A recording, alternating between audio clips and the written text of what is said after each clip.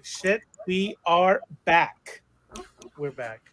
Finally. Well, How long has it been? I never left. it feels like forever, guys. I think it's been all of Moon Knight at least. All of Moon Knight. All Well, of like, Moon Knight? I don't think we've talked about a Moon Knight episode on stream. oh wow.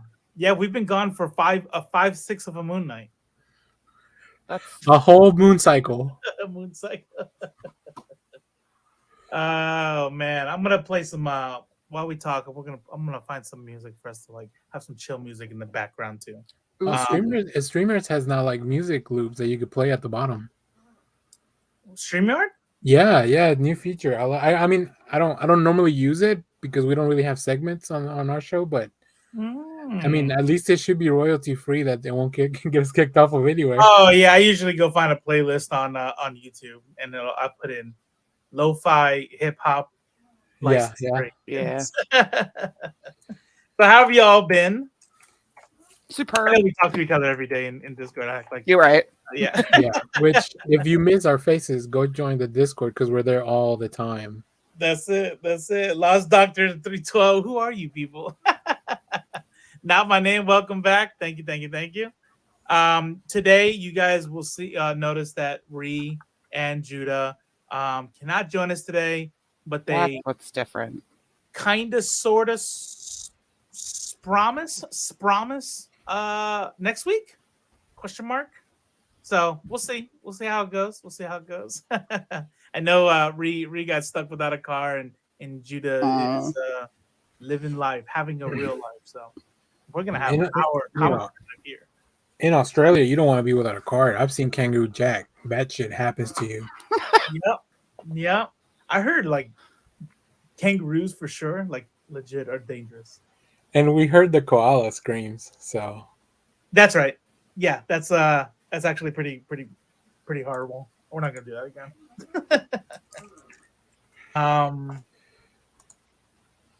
I have a question for you, Gene. Yes. I probably have an answer. What the hell is going on with Pride or Die? I have no clue. I don't know. What it's the thing that happens when you try to get together with friends over 30. That's right. Like, yeah, no, definitely. We'll do it on this day, and we cleared our schedules. But I'm still gainfully unemployed, so yeah, I know exactly what it's like because it's funny because like I'm trying to do like the whole Beta Boys thing, right? And then also do editing for we did a skit for Sandman Preludes and Nocturnes. And so I'm sitting there trying to figure out, okay, let's get this done. But then it's like, you have a wife who we've both been working 40 hours, and it's like, hey, do you want to watch a movie together? And it's like, how do you what? Like, no. Spending time with one spouse. I don't want to watch a movie with you, wife. I have to edit a Sandman video. Right. So our house is at least small enough that like I can still see him when I'm on the computer. So that's nice. We don't have to be. I fought very valiantly to keep the computers within like distance of the living room TV. Yeah. Like I want to see if I'm playing WoW for 5 hours. That's the sad part about like our setup here, because so my daughter moved out and then my son's about to move out, but she took one of the bedrooms and she made it like her little cutesy, thing for her computer and her PS5 and stuff. But it's in another room. Right? Hey, how you doing over there? you need the little. Hi, I miss you. You remember the cup and a string? Yeah. That's what you guys need. Yeah. What we need is like another like CCTV thing where we can look up at each other, but it's like its own like thing. Get a few of those mirrors that they have at CVS that are like rounded in the corner. Strategically, like the Egyptians, just strategically put them throughout your house. Yeah, exactly right. Or just install an intercom system and don't tell anyone else.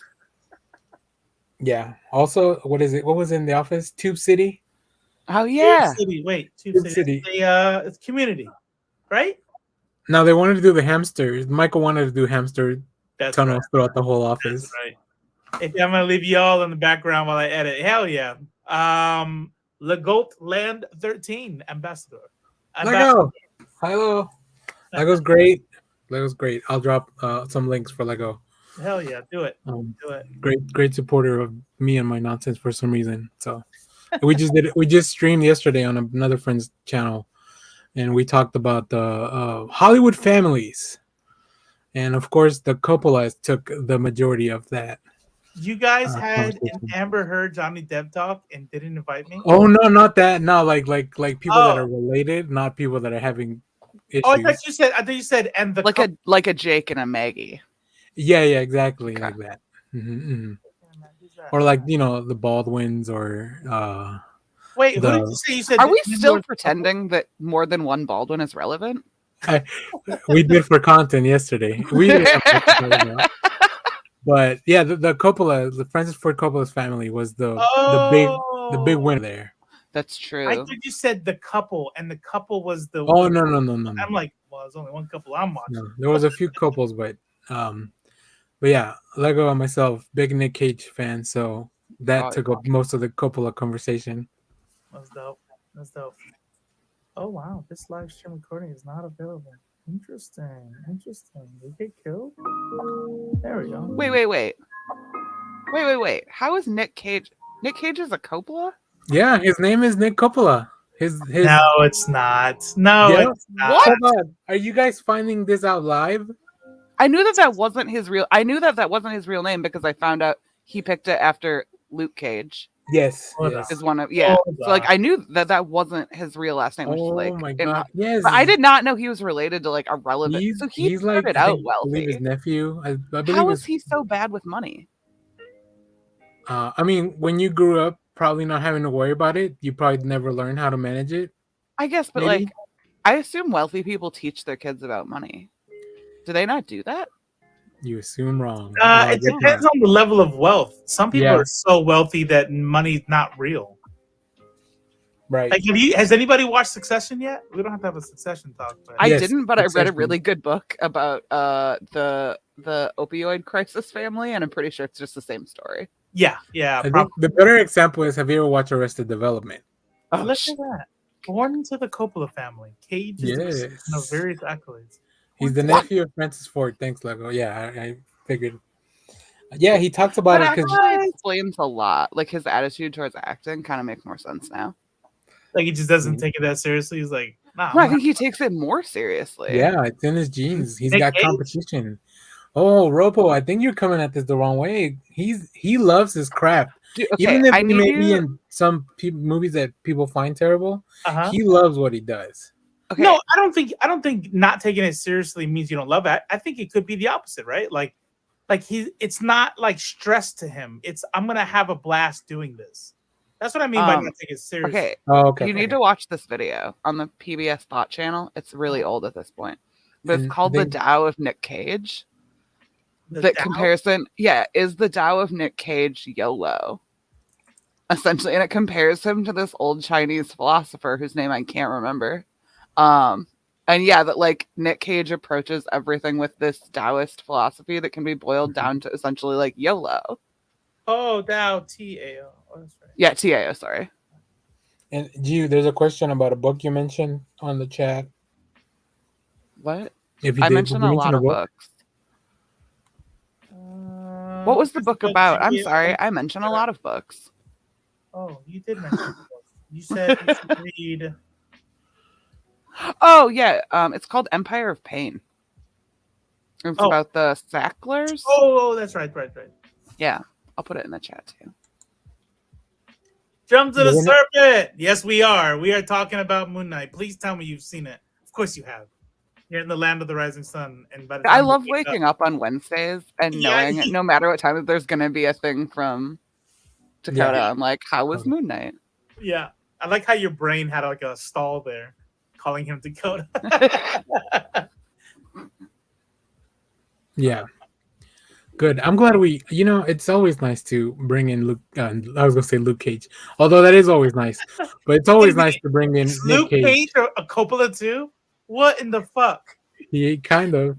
Dude, I like this. Okay, so Nick Cage was talking about how he got kind of like abandoned by Hollywood. And like with when he did all the made for TV movies and stuff, because he was broke, and yeah, how he was ready and like kept waiting for the call for National Treasure 3, but like Disney is the ultimate like Hollywood fair weather friend, and like it reminded me again of like Brendan Fraser, of like the fans never abandoned these actors. I hate Hollywood. There is an entire Community episode about whether or not Nick Cage. Let me see if I can find the ending scene. Whether or not Nick Cage is a good actor or not. Yeah, Nick Cage is a great actor. Well, it's like I think in this particular episode, even though it's all tongue in cheek, it's supposed to be like technically good. Like you can like his work or whatever, but is he academically, is he technically a good? And the main character, like, let me see if I can find it. Is like he's having a breakdown over it because he's like, yes, he's good, but he's not good, but he is good, and he's just like freaking out because he's like, I feel like that's gonna happen anytime you try to make like a hard and fast rule about art. Right. But he answers it. Let's see the Community. Here we go.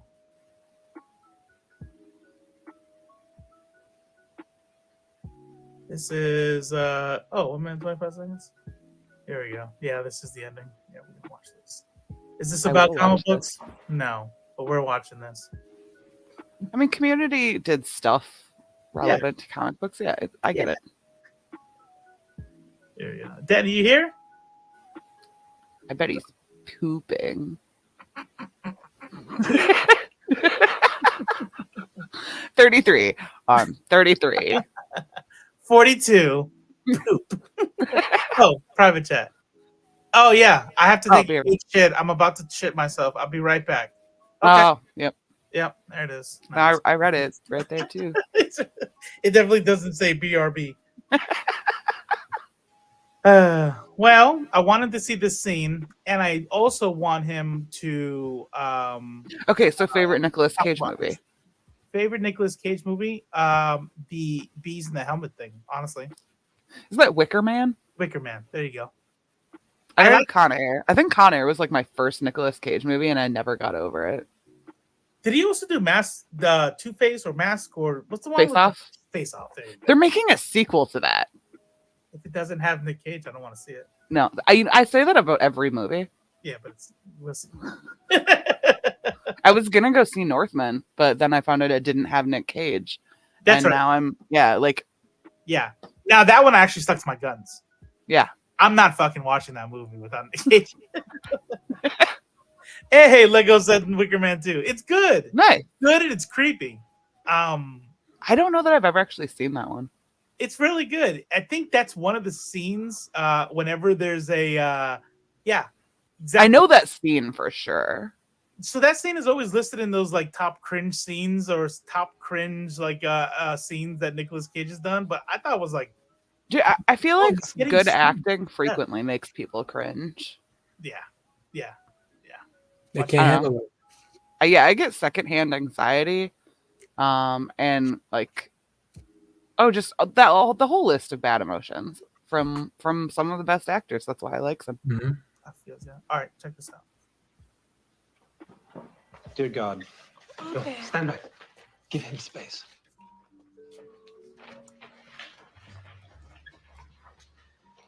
Nicholas. I don't know if anybody needs setup, but just real quick. In this, if you've never seen Community, Abed is clearly on the spectrum. He's super like involved in his pop culture. He's like a genius. He creates his own worlds. His entire episode's based around his imagination. And this question, is Nicolas Cage good? And this episode broke him because he couldn't. It was like a paradox where he really loves Nick Cage, but then he also thinks he's bad. And then this is him at the end of the episode coming to his conclusion. Yes. Cage, good or bad? A challenge, certainly, but not unsolvable, because all actors have distinct values, which I use to find answers. Abed, how much Nicolas Cage did you... Enough! I watched enough to find the answers. Because this is my reality. This is how I learned to be. And my being doesn't allow for Nicolas freaking Cage, okay? Oh, yeah! Yeah. Oh.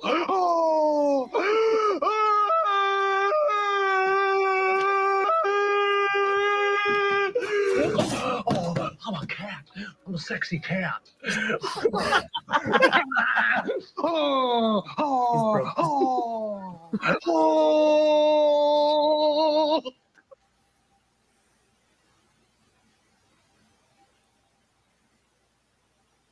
This is not the conclusion. by the way. Ahmed, think of something safe like Holly Hunter or Don Cheadle. What's wrong with that? That was brilliant.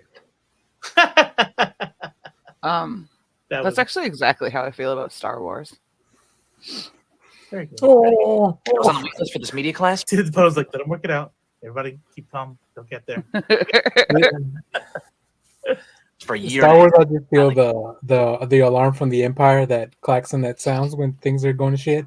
Yeah. Yeah. That's it. Anytime Star Wars comes up, that's what it sounds in my head. Hmm? Like, I need to be ready, or I need to pivot agilely. So Yeah. great, and I love that there's a lot of Nick Cage in this episode. So we were talking before we started the episode about like having things to talk about since it's been forever and a freaking day since we've all come together. I did not go to the LCS this week, but that's okay because we haven't streamed in over a month. So I have things to show. But G, What's do up? you want to show your comic books? I have like 2 things. Okay. I Here's my thought you one got like a comic pound book. of books this week. This is my one comic book I want to talk about. I know. Ooh, I like that Dude, color. like- That's human eyeballs. These covers are just gorgeous. He gives them Okay. human eyeballs, and it's a little unnerving. Let me see the Like- cat first one. The cat in the first one. Got it. You see, that's a person's eyeballs. I like it, and then I don't all at once. That's like part it's a really like it feels very Don Bluth animated. In that way where like it's too serious Yeah. for how it's drawn. And Oh, like I see what you're saying. I can hear the voices. Like this, how is this not an animated movie?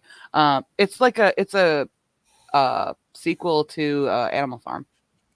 Oh, Oh, okay. cool. Okay. Same themes. Like it just kind of continues along those lines. Like they kind of okay. Yep. Nice. And they talk about like, oh, now that the pigs are gone. So yeah, like it takes over like from it's really like I can't wait for the trade. I want both. Should I Nice. read Animal Farm again because I haven't read it since I did an essay You don't on it need to. in 10th grade. Okay. If you know Well, like there's the a comic general idea, adaptation of it. If there's Okay, a comic and then- adaptation of it, check it out maybe. Yeah. that's true. Fine, yeah, if there's a so this is not a comic, but it is. Very nice. Ooh, very nice. Is that hold on, let me expand. Enhance. We just talked about that on Sunday, G. That's it. That is it. Yay. We gotta do that. Yeah. I call Living Tribunal. That's what I'm doing.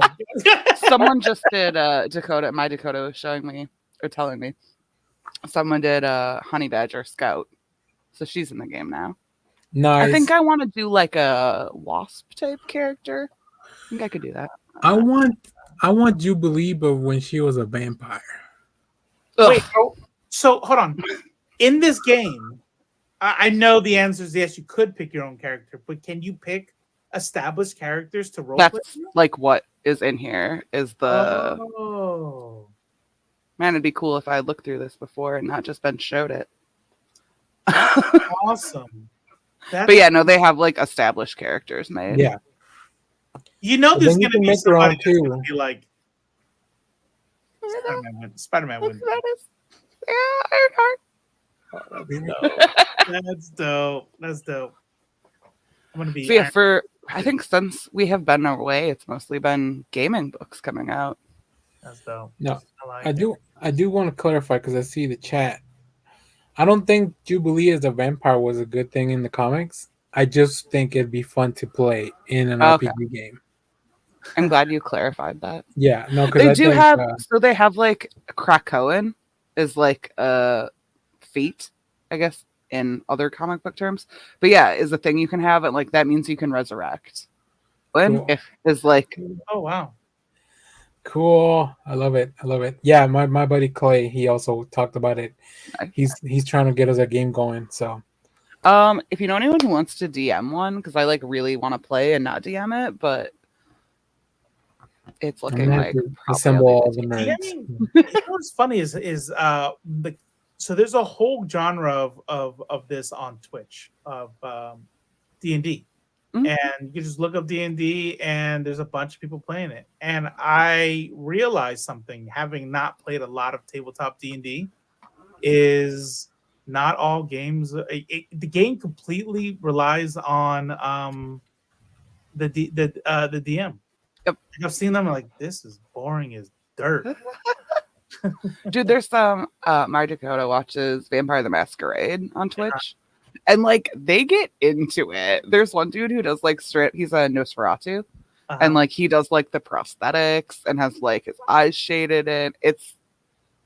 I really enjoy the level of effort that the Vampire the Masquerade community commits to. That's dope. That's dope. They always I like the ones on Twitch too, because if they're like really big, if like highly produced, then they'll do like voice changers and all that stuff. Yeah, I love it. Yeah.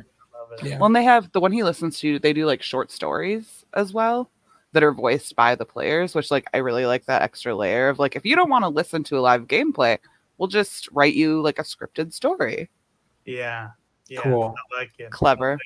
Very cool. I thought about reading out a comic book one time, like it was in between DVD. I'm like, I'm gonna read this comic. I need to read this comic. So let me read it and I'll show panels. And it's not my thing. It's not. Dude, there's so many people that are doing that so well on YouTube right now. That's it right there. Yeah, that's it. Like, and then what does he say here? No. That's not. Actually, I'm sorry. The bubble actually starts on this panel. I'm sorry. I just got done reading manga. Just make sure you're using guided view to read the panels in the right order. That's right. Yeah, but that one website doesn't. No, I'm just kidding. Well, I got a bunch of comics, Robo. Yeah. If you, yeah, I've switched to buying them by the pound.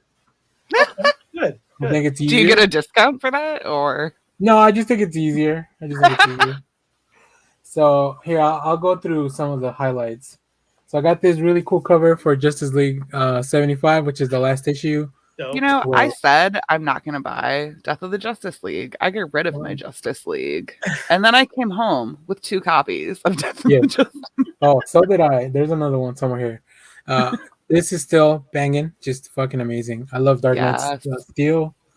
Then, of course, Thor 24 came out. And, I mean, Daniel Warren Johnson. Alex Maleev. Oh, what is that? That's awesome. What's her name? Stephanie Hans. Mm. Too many Thors. Oh, and then the main one by Nick Klein. Then this. Oh, you guys are gonna love this. This silk cover. Oh my god! It's probably my favorite thing that came out this week. Damn, I love silk. That's really nice. Did you say Stephanie Hans? Yeah, Stephanie Hans did one of the Thor variants. We have an interview with her. I should have. Oh, cool! I can't wait to see that. Yeah. This Harley Quinn 14. I'm reading Harley Quinn like on trade, but this was a really nice variant. Mm-hmm. So I picked it up. Of course, Knights of X, because I'm an X slut. I need to read everything. Love it. Wait. Knights of X came out? Yes. I keep missing shit. Oh, and somebody needs to take another trip to the comic shop. Oh no! Is that like in the same vein as Excalibur? It is. It's. I mean, it's pretty much Tinny Howard's still writing Otherworld. Now it's just a different roster of people. Like some of the same, some new ones. And it feels to me like a D&D quest that they're setting up. Mm-hmm. So they literally have to go on a quest. So, this Joker 12 or 14 with gorgeous. Nice. Of course, some Spider-Man variants because nice. I like that. The issue was not my favorite, but the variants were cool. Dude, I've seen nothing but not negativity, but concern about that issue. Who wrote it? Anybody we know? It's Zeb Wells. Zeb Wells wrote it, and John Romita Jr. is on art, which was my main gripe. Not that I don't like Romita, it's just sometimes his stuff is a little hit or miss for me. Oh wow. So then there's this. This is the other cover for Death of the Justice League. Yeah, that's the one that fucked me up. And I love it. I love when they do shit like this. Yeah. Yeah, just Like my you're favorite supposed to stuff. not buy that. Yeah. I don't- See, Come on. it almost makes me mad because you're like, I can't help myself. Right? Like, do you not have any care for my mortgage I have to pay? Right. Yeah, because I mean, I got another 2 covers for it.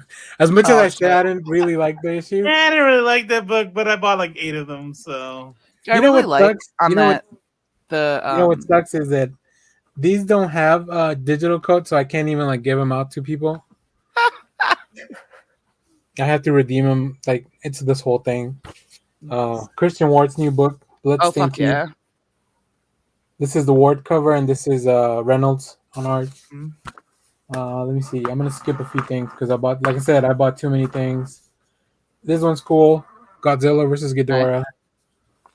And then Uncle Todd kept talking about these blank covers that they never do them, so I had to pick one up. Nice. Of course. Yeah. My Berserk foils, as always. Nice. I wish I knew they were gonna do this because I would have bought only foils from the beginning. Mm-hmm. And then we have demons. I wasn't gonna buy this, but then these are also foil at the top, like the title. Ooh, is that Because I've already read it, right? It's on Comics. Oh no, that's not Cullen, but that's yeah. Capullo and Snyder.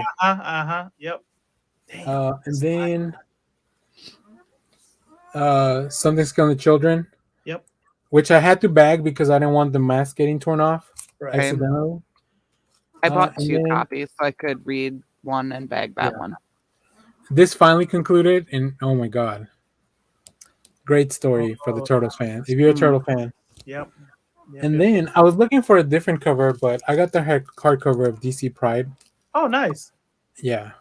The and I'm not even me in DC, but they're the ones who did it right. That's it. That's all I got this week. Okay, cool. All right, cool. My turn.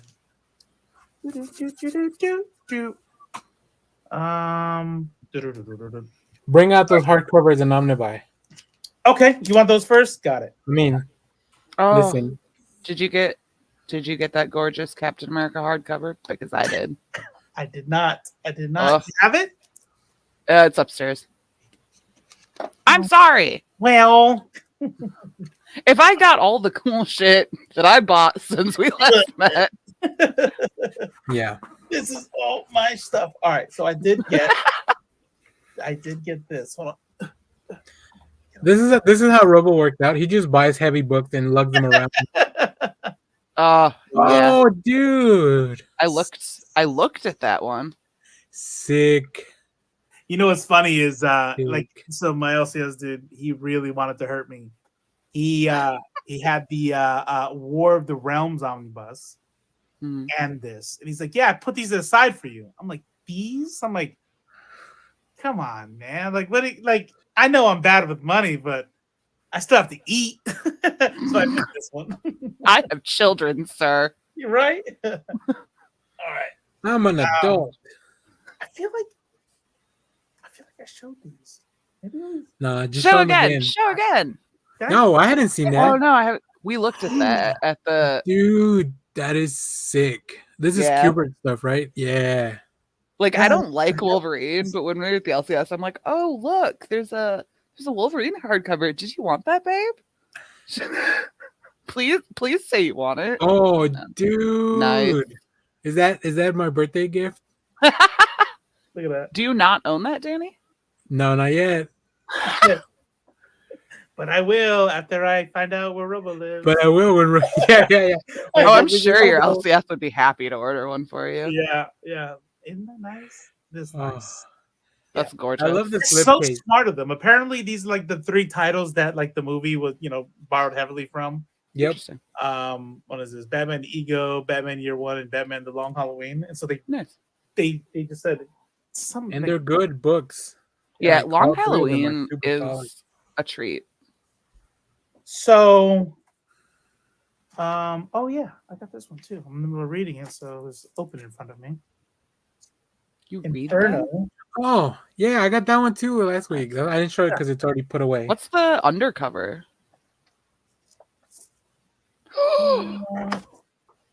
Ooh. It's so cool, that whole book. And I'm glad you got the. I like the original cover, but I mean, this one. He had the two, but this one right here was. Yeah. No, if I can get art from what's his name? Yeah, I love what's his name's art. Let's see, who is this? Let's see if it's in here. I'm gonna feel dumb once you say it. Mark. Me too. It's on the tip. It's Mark Brooks. Mark Brooks. Cover Mark Brooks. Yep. Is it? Didn't even Yeah. say it's there. Mark Brooks is the main cover. Is that cover, and then Daughterman did the other one. Dope. I was gonna say Mark Brooks. It was like on the tip of my tongue. So I don't know if you all know. I know G definitely doesn't know. But What do I not know? I had the pleasure of hosting the wonderful Respawn. She came to visit the United States of America. Yay! Like the 11th best nation on the earth. And she gave that's number one. It is Mark Brooks. Yeah, I know. Dakota's yelling in the chat. It is. Oh, It's is like it? when you're listening to a podcast and they say something and they can't get it out, and you're yelling in your car. No, his is question marks. Is it Mark Brooks? It is Mark Brooks. Yes. Yay. Look at that. Ooh. Dude, And number one, but but it's I don't know, it's around here somewhere. it's next to the toilet. Yeah. And then I got a couple of comics. I don't know. Oh yeah, fuck yeah. Oh my dude, that was so good. That's the Eastman cover too. That's the Eastman cover. I got the other one because Junie was amazing, but I wanted that one too. Let's see, anything cool in here? Yeah, they're all cool, but I like this cover too. So I got this one. Yeah. Oh, look at the tiny turtles. Yeah, little turtle guy. Picked up the next Ghost Rider. Okay, so this one I actually ended up. We got the preview for it. There's a quick button to make it small. I don't know what to hit, but that's fine. That's good. I like it. If you guys have not read this, Zombies versus Robots, this is actually pretty fucking dope.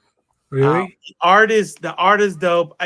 So I'm big on certain types of art, right? And if it doesn't meet the kind of art that I like, I just can't get into it. I like can't be too cartoony. I like an Eastside Rivet kind of deal. Okay. And That's then setting the bar so high. yeah, I'm sorry. Like, hey, Eastside Rivet and Alex Ross, if you could do that for me, I'll like you. But I'm reading this, and I'm like, damn, that's really fucking cool. Let me see if I can get you guys like a really. I didn't know that what was inside of that. And like robots versus zombies, like how does that even work? And it fucking does. It's really okay. Here we go. That's kind of a spoiler. I want you guys to read it. Here we go. That's just fucking some cool shit. These people get the robot ripping people fucking apart. Dude, like, that shit is so fucking dope. I'm gonna go read that after the show. I think they sent me the first two already. Yeah. In your image thing, yeah. Yep. So we Cool. changed our email address and we haven't received them, so I gotta hit them up and say like, hey, these. Oh yeah. And that is my comments. I love that half of it was you rediscovering your pool and what you bought. Like, oh my god, I forgot I had this. And that bag right there is stuff that's a little bit older, but yeah, I don't know. I've been going nuts with some stuff, and this is older. Did either of you guys pick this up? I know I showed this before, but way to rub salt in the wound, Robo. I didn't see a copy. Yeah, no, well, there wasn't a lot of them to go around. So if I had seen one, I would have grabbed it, but no, it's pretty awesome. Freaking Judah has like, hold on. Not a reprint one. Like I think it might be a reprint, but not like the recent reprint. just have them like red in and stuff. I like that. That's my characters. What the robot comic got me into while she was here was C. Spurrier's Step by Bloody Step. I forgot you can click. Ree Oh, was that one's so such a good. bad influence. Oh, I yeah. will never financially recover from her Yeah. encouragement. Bloody Oh, Step's you so got this, right? Yeah. Nice. You're good. I did pick up one last thing that I forgot. And I want to show you guys too, because Oh, sure. so you guys know how they announced that Bad Bunny's gonna play El Muerto in a Sony Spider-Man thing I or think whatever. we're all pretty excited for that. So I did some research because I'm doing a video on like who the fuck is El Muerto, because I hadn't heard of him and I feel like I'm pretty well versed in comics. So he's only appeared in 2 books. 2. So when I went to my shop on Wednesday, they have a sale going on that any back issue that's under $5 is actually 99 cents. Nice. Wow. So I bought these Friendly Neighborhood Spider-Man 6 and Friendly Neighborhood Spider-Man 7 for 99 cents each. There you The go. 2 appearances of El Muerto. That's So, it. there you go. That's it. I'm rich. I'm gonna be rich when my money comes out. That's it. Like so yeah, the thing is that I heard some people like, some people were talking to about it and like, who is that anyway? What blah blah blah. You're scared. And then I'm just like, Bad Bunny fans are literally gonna go watch that movie just for that. And if it's good and it's Sony, so who knows? We'll see. You just... With Sony, you can get a good movie, a bad movie, or a fun movie. But it will be a movie. Yeah. So, but yeah, because I did a lot of research. I was like, there's no way that this is the only 2 comics that this dude's ever been in, and it is. And I read them. They're not very good either. Like it's in that period of Friendly Neighborhood where like they were just, I think Peter David wrote these, and they were just kind of like, no pun intended, petering around until like Back in Black and all that stuff kind of resolved. Yeah.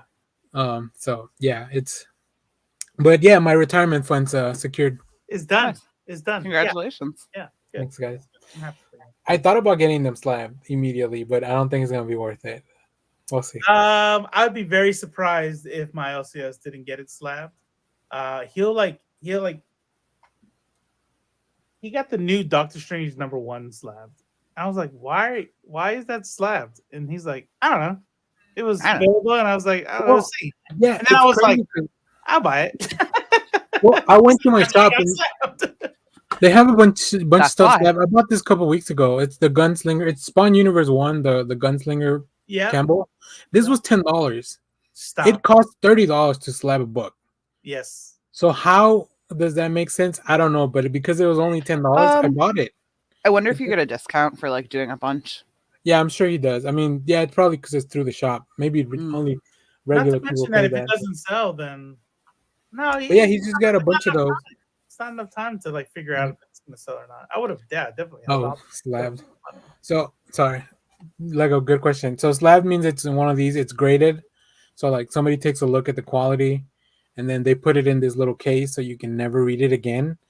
But also like nothing will ever happen to it. Yeah. If there's a nuclear explosion, just get behind a few of these. Yeah. Like Indiana Jones in the refrigerator. Good to go. I would love to see someone like stop a bullet with a slabbed comic. Like, oh, my Bible stopped the bullet. But instead it's like a slabbed, I don't know, first appearance of Wolverine. So I got ENIAC #1 from Bad Idea slabbed, and it took 6 months to get back to it. Yeah. They are. I'm never gonna do one that's not like an in-person. Yep. Oh, you mean okay? So you mean but do they do them? Do they do them in person? I know at the cons, you can reserve times at cons sometimes. Yeah. And then you get them back at the con. Yep. Oh wow! Is it? Especially they do that a lot for signature series, like where they'll do it. Somebody will sign it live, and then you could take it to the CGC table. If you're gonna get it slabbed, Rob Liefeld will charge you $20 more. Oh, that's true. Yeah. Yeah. Right. That's good. I think he's here next weekend or the weekend after that. He's getting one of the shops because this kid goes to Baylor. Can you get him on next issue podcast? Ooh. No, that's all right. I don't need the views. What gives you the right? I don't want the views that badly. Like. So hold on. If wherever his shop he's at, he's like, yeah, he has a podcast. And then he looks at you, and then you're like, "Oh, hi, yeah, it's a little thing." He's like, "I'll be on your show." What are you gonna say? Like, oh, I don't have my record. We're real busy. We don't really do guests. yeah, we're actually super booked. I'm sorry. We are. Let me pencil you in after Frank Miller. By the way, greatest invention, the stick. Dude, I bought one of those for like a white elephant gift, and it got left at my house, and I was so happy. Oh, it's unbelievable. It's unbelievable. But now it got left in my old apartment. So, oh no! if anyone's looking for a gift for me, I think the stick fulfilled its purpose with you, and now it's looking for its next owner. that's what there's a lot of things that have fulfilled my purpose and are looking for their next owner at that old apartment. So, I think I'm gonna write a comment. Yeah. I lived there for like 10 years. I'm not getting my deposit back. Yeah. The rabbit, might as well leave some stuff for them. the rabbit alone, I'm not getting my deposit. But like, if you rabbit want, come with you? the rabbit came with me. Oh, okay, good. Yeah, no, just like if you're looking to destroy carpeting, get a rabbit. I'm not. I already do enough of that on my own. He Pretty good, legitimately, yeah. like the whole perimeter of that bedroom had no carpet because he chewed all of it. Okay, I was gonna ask what the rabbit did to the carpet. Are they trying to like? I don't want to be gross, but in his elderly years, he is like becoming. He's always been a very tidy bunny, but like he's sort of losing track of himself. I get it. Hey, look, Yeah. I get it. So what we did I mean, in this new apartment, I got him like the bougiest, biggest crate that I could. So he has lots of room, but I don't have to let him out anymore. Because I'm like, I own these carpets now. I'm not renting these carpets anymore. you can put a little carpet, like a piece. They give out those samples at the shop. Oh, I never Put thought some of little that. pieces of that in the new little apartment for the rabbit. I might do that. I miss him wandering around. But yeah, like, I don't need you pooping everywhere. Yeah, the lesson is TLDR. Rabbits are not what you think they're going to be when you get them as a pet. They're loud. It's always weird how a vegetarian will have those little pellets that they'll drop behind. Right? Although, dude, I don't know, man. I'm pretty sure he's tried to eat the cat at least once anyway. Fuck. So do you have pets, Danny? I don't. I can barely take care of myself. I'm not going to put another living being through that. No, that's legit. Like, that's fair. It wasn't until I had to, like, I don't want to get too real, but I had to wait until I quit drinking to actually have a pet. Because, yeah, I might need to wait till I stop buying comics.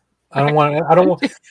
I feel so when I think about getting a pet, I feel like what would happen if the pet destroyed one of my comics?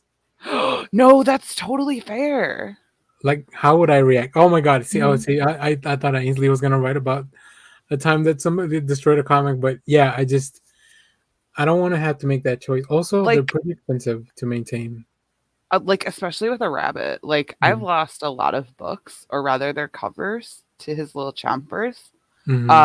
Because as I said, ready? Are you ready for my joke? He's not the only one who likes to devour books. Anyway. That's my joke. But yeah, like, I forgot Robo's anti-rabbit. So Robo hates rabbits. I'm sorry. Yeah, leave some rabbits in the chat or in the comments for Robo to find later. It's a very sore subject. Yeah. Pets and comics. I think. Okay, actually, did we talk about this live or just before we went live about that one being canceled? Because I saw that came up in the chat. We did not talk about the cancellations, but we can. We should bitch about that. I think we should. I'm heartbroken because. Oh, well, I like Batwoman, but I also really love Legends. I just got to the season. I'm like 3-4 episodes into the season with Ryan, and was like from the first episode was like, oh, holy shit! Like this leveled up. Yeah, like once you get to season 1 was like it's fine, test one, and it's fine. It's not, whatever. It is what it is. But the concept's there. The concept's there. They just had to find the right pieces, I think, and they did in season 2. Like season 1 leaves with like the coolest cliffhanger ever. Because it's like, With the Justice Society of America, what? But So yeah, I we'll get love back it. to that later. Yeah, right. And then the cast is just like all over the place. It feels like the show that it feels like comic books, which was the other Yep. reason I love Gotham. It That's just felt why I like like weird the comic. Arrowverse in general. Is like, wow, this really feels like someone just put a comic book onto Yeah. screen, for better or worse. Yes. Like when people come at it as like, oh, this is really cheesy. Yeah. It's very common. It's supposed to be. I mean, look, no shame on the CW, but it's on the CW. They have a Right. specific demographic. If On you the are a temple. grown Yeah. adult who is mad that the CW is not catering to them, Yes. Go watch CBS, you old man. right? Go watch the Netflix Marvel stuff. I think that's exactly who that's for. Yes, and then Batwoman had like I really like season one. Unfortunately, they lost the lead, but then that gave a really cool opportunity for this new character to show up, and she was really good, and I really liked like It kind everything of she did. it's Yes, Spider-Man Batwoman, which I enjoyed. Of like that anyone could wear the mask. yes, and then also I forget her name, but the actress who played Alice was amazing. I Okay, wish, I get she's a really talented actress, but like I'm not. I heard so much about like she's the fan favorite, everyone loved, and I expected to love her, and like she's fine. But like I like Mary, the sister, is the one that like yeah, completely she's fucking cool. won me over.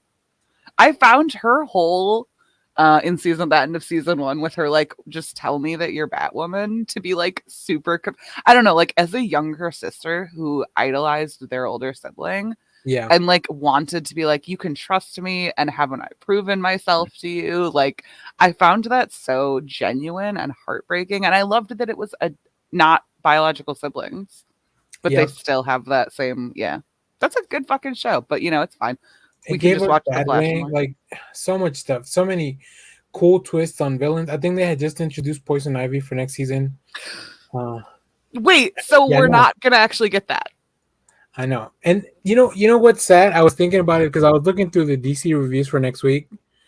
They're doing these Earth Prime books that are stories from the CW verse.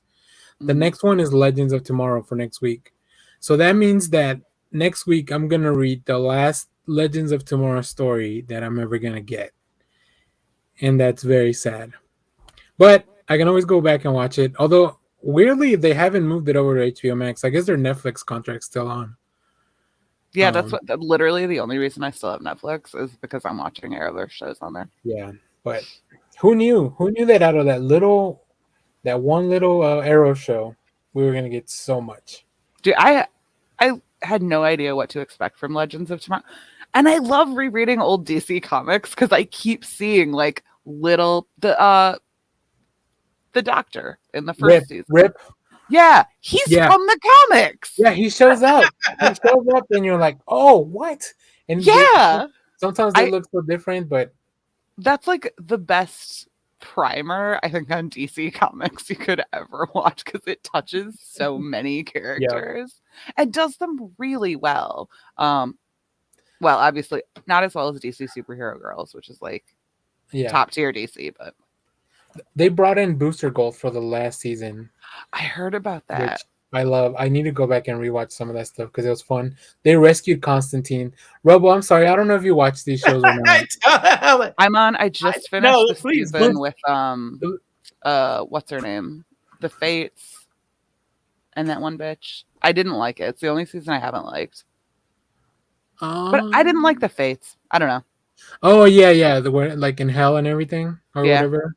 But at least who Rip Hunter's dad is? I don't know who Rip Hunter's dad is. Yes, it's Booster Gold. I think it's Booster Gold. Let me know if I'm right, Fox. Our world is an English village. It's like this whole thing where Rip has to go save his dad, who is Booster Gold, for him to be born or something. It's a really weird, complicated story. Aren't comic book follows? Yeah, Charlie with the shapeshifter sister of the Fates. Yeah, it's good. Robo, like, look, I know you got enough stuff going on, but they're only 16 episodes each. The seasons are if that helps. Yeah, I agree with Legal about Ray and Nora leaving the show is a big loss. I'm sorry. For which one? Oh, Ray and Nora Legends, leaving. Legends. Yeah. Yeah. Oh, yeah. Here's the thing, I watched a lot Every of time a character leaves that show, it's been a big loss. And like, what is it? Jesus Andrews. What's his name? The one that was the other half of the fire one. Oh yeah. Firestorm. That like legit tore me up when he left. I love that actor. Mm-hmm. Yeah. the older Victor Garber. Yeah, Victor Garber. Sorry. Victor Garber. I call him Jesus Andrews because he played Mr. Andrews and also Jesus. Mm-hmm. Mm-hmm. I do that a lot with actors. Like, anyway. But have you guys seen Moon Knight? Oh yeah, I mean, I guess. yes. No, don't you dare. Don't you... I mean, I guess. I tried. It's no Arrowverse, but it's Yeah. really good. I mean, can we? Do we have to stop talking about the CW because it's way better? No, we'll fine. We'll bring you into the conversation. Let's talk about something you've seen. Here's the thing about DC. I actually did something very important the other day, and it made me a little bit sad, but also it was like acceptance. Right? It was the first part of healing. Mm-hmm. I was going through my apps, and I was trying to actually get a real budget down, and I realized that I have way too many subscriptions out there. And then I get to one, and it was DC Infinite. And I canceled it. No. I was gonna say, you still subscribe to DC Infinite? Yeah.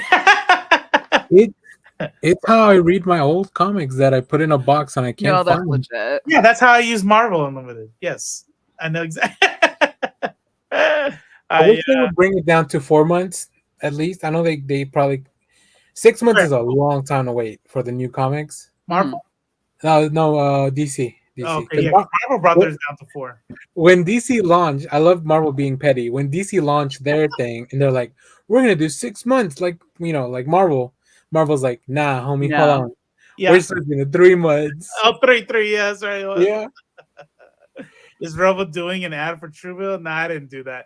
What's funny is that I do have Mint though, and Mint was like telling me all these fees that came out. Do you have Mint too? Yeah, I love Mint. And then it goes, and I don't follow these ads. Then they're like, hey, do you know we can try to get your bills down? We can do that for you. And I was like, what? I was like, yeah. I was like, yeah, click here. And I'm like, okay. I click here.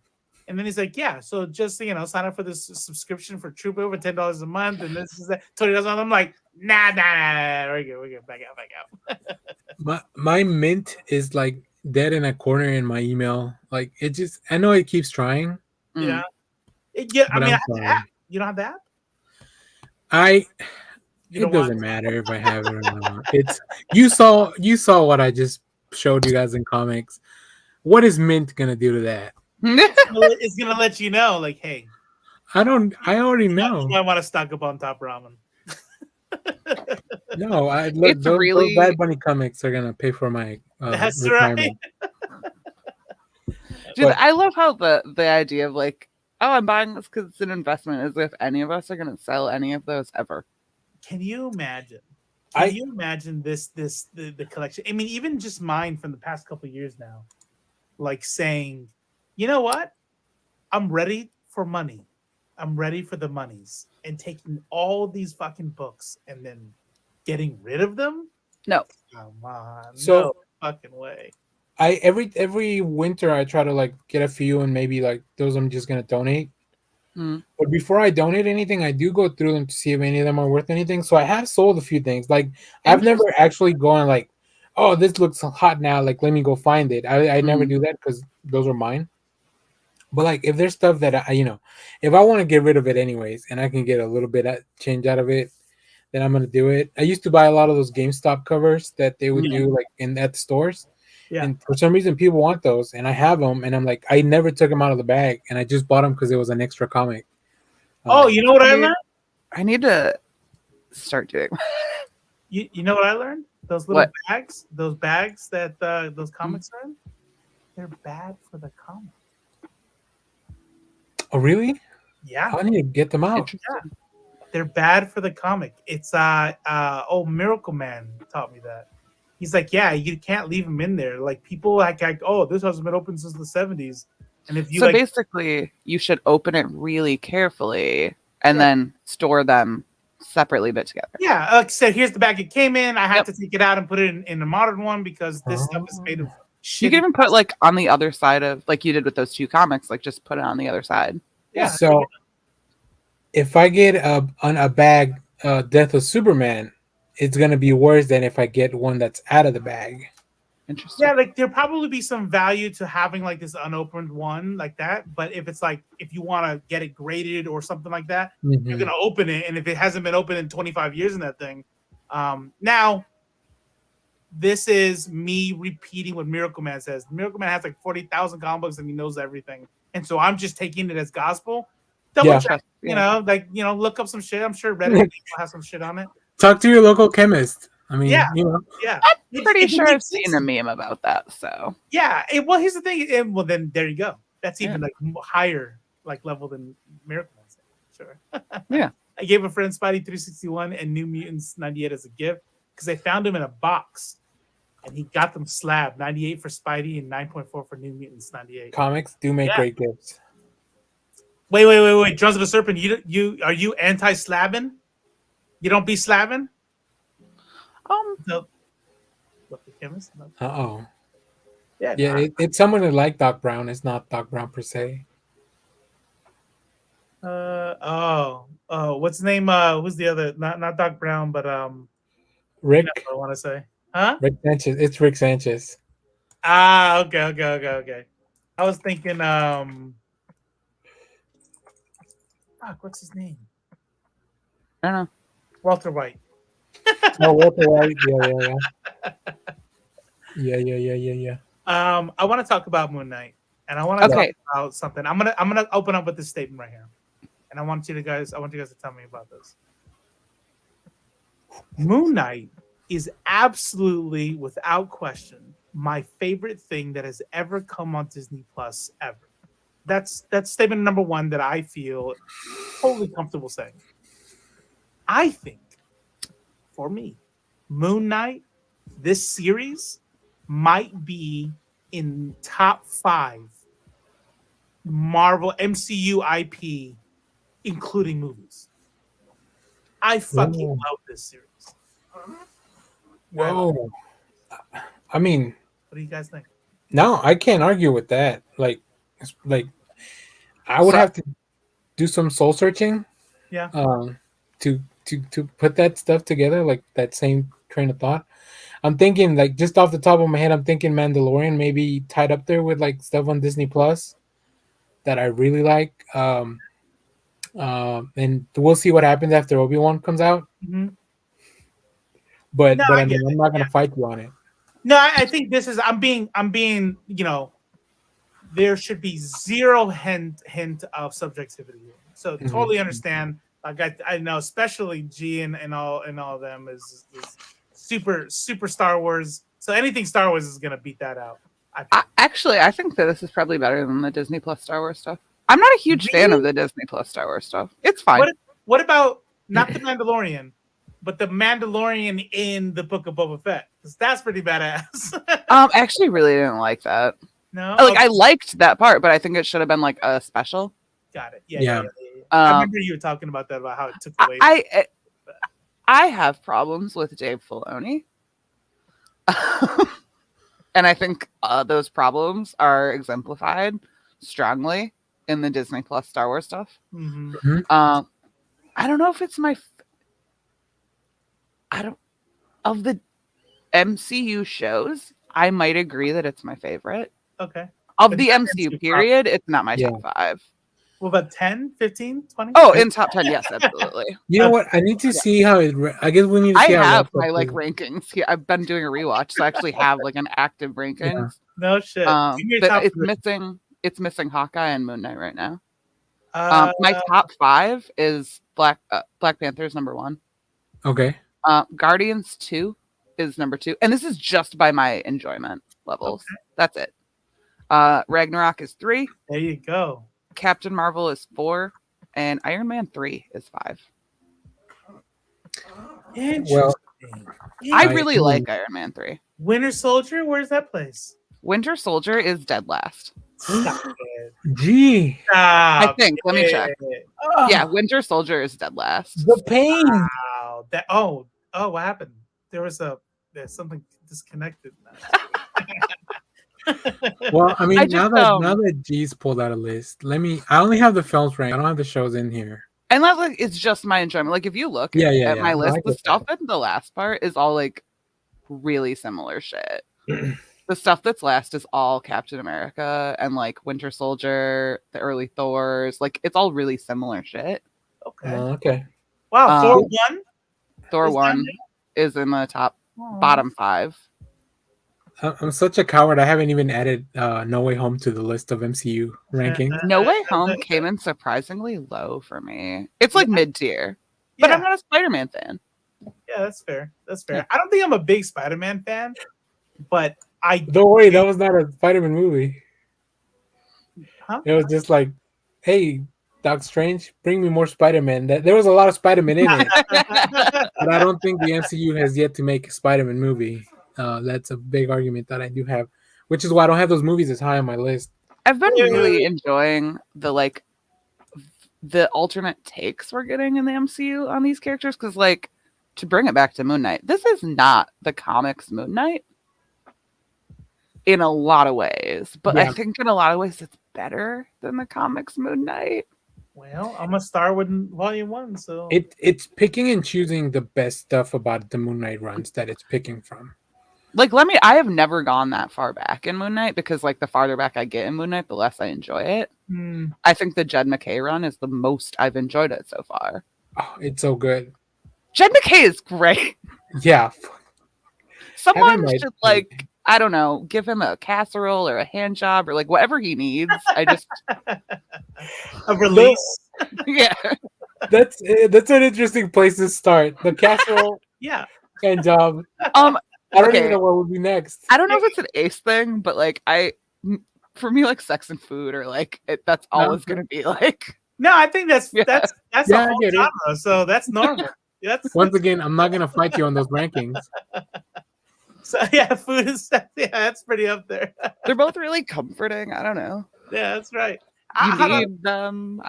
Something was said. I really do want to get to your rankings, Danny. But I have two questions. First, before we leave G's rankings, did you put Edward Norton's Hulk anywhere in there? No. Okay, because it's Universal. It would be at the bottom. Okay, good. It would be below. Winter Soldier would be above that. Okay. Yeah. I feel better. Dan, I do not think that Winter Soldier is a bad movie. It just, but you didn't enjoy it as much. Okay, I really hope Dakota's not listening, because he will be like, "That is very interesting." Because when I watch it. I want to see Dakota run into the room and like tackle you out of the chair or something. He's probably playing Zelda right now, which is good for me because like I can play in the entire movie. Is Dakota streaming? Let me go to Twitch. Put something in the comments. Is he streaming? I doubt it. He's playing Zelda on like our upstairs shit. So yeah. Oh no. What were we gonna say? What's the thing that was the movie? What was that me? Sorry, someone was just creeping on me. You didn't finish the sentence I'm glad he's playing Zelda right now. What's the movie you said that you didn't really just because I complained that entire movie. So me saying that like I don't think it's a bad movie would be directly contradicted by things I've said. All right. The other thing that caught my earballs is Danny, they're not Spider-Man movies. You want to elaborate? Oh, yeah, of course. Do you think they're Iron Man movies? I think it's just a movie with Spider-Man in it, but it's like if you get like a team-up comic. That's not a Spider-Man comic. Say it again one more time. Like when you go buy those team-up comics, that's not a Spider-Man comic.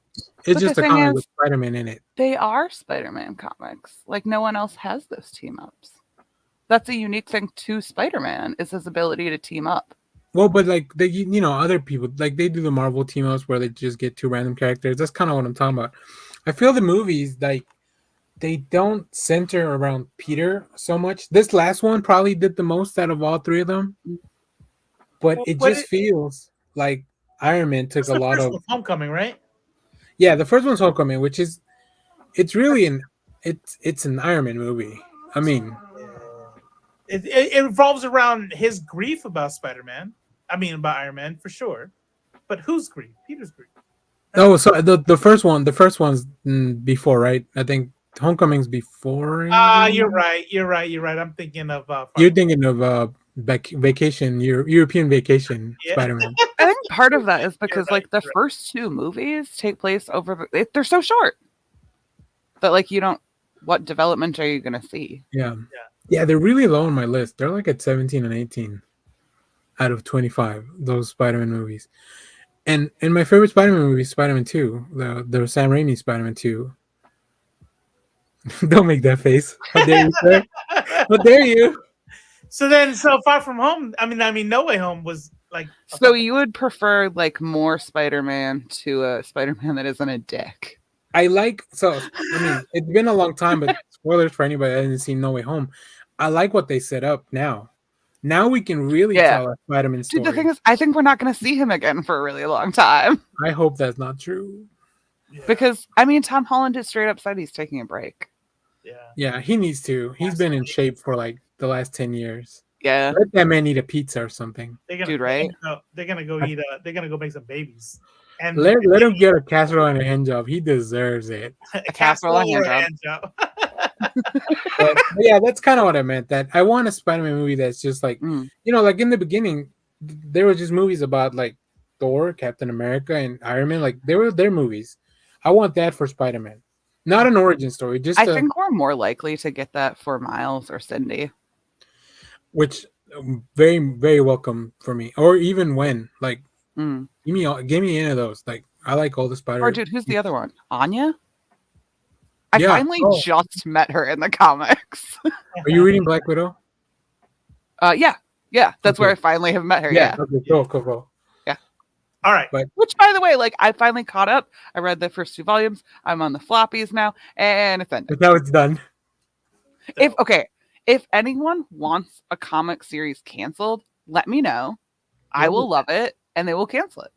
Boom. Start reading Spawn. See what happens. Okay, yeah, I will. I'll buy the next issue of Spawn, and we'll see how cool it gets until they cancel. No one saw this coming. It's been 30 plus years, and Spawn's over. Yeah, Todd's like, I'm done. Dude, if my curse can take down Spawn, that would be amazing. All right, here we go. This is This is attempt number 4 to start the Moon Knight conversation. Yes, great. It's a great show. I love it. What did you think about this last episode? It's my favorite episode of the series so far. How deep was that? What is happening with? We've let millennials start writing movies and television, and we're just going to address trauma like head on. That's it. It's like I've been watching Picard too, and like that is dealing with like childhood trauma, and this was uncomfortably dealing with childhood trauma. Very much so. I watched that early. Like I'm talking about, I woke up 7 a.m. so I could watch it before work, and man, that was a lot to take in. I didn't really need to be reminded of my mother that early in the morning. This is not going to be a Picard conversation. No, I'm talking about Moon Knight. I'm talking about Moon Knight. Yeah. Oh, okay. No. I don't. I'm sorry. I'm not a Star Trek person.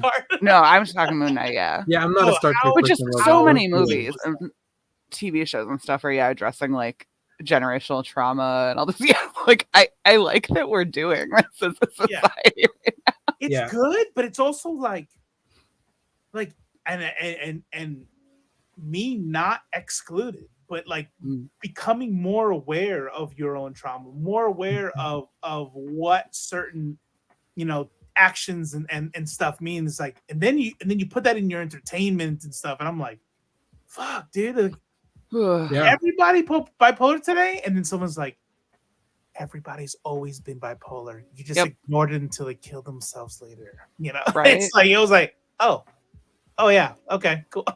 Yeah, it's one thing that I've liked about entertainment, especially Moon Knight's dealing with a lot of that. Like, I don't mind feeling sad for a little while. Like, it's not like it feels. I don't know. Nice is not the right word, but it. Cathartic. I don't know. Yeah. it feel like you feel better afterwards, even because luckily, like I have overall like very small problems, right? Like nothing too bad, but just to see like what other kind of problems or just issues, and I know this is all very fantastical problems, but it deals with real issues and just puts them in that fantastical world, right? Dude, I So always thought that's one of the best parts about comic books is it makes like these big impossible things like something you can process. mhm, And like if that's always why I've loved Marvel comics, because if characters that I love, that I look up to, like I loved Storm growing up because I had panic attacks, and she also had like trauma yeah, triggered panic attacks. And it was like, dude, if Storm, who is like literally a goddess, has to deal with anxiety and panic, then like I could probably try and work on it. Yeah. Yep.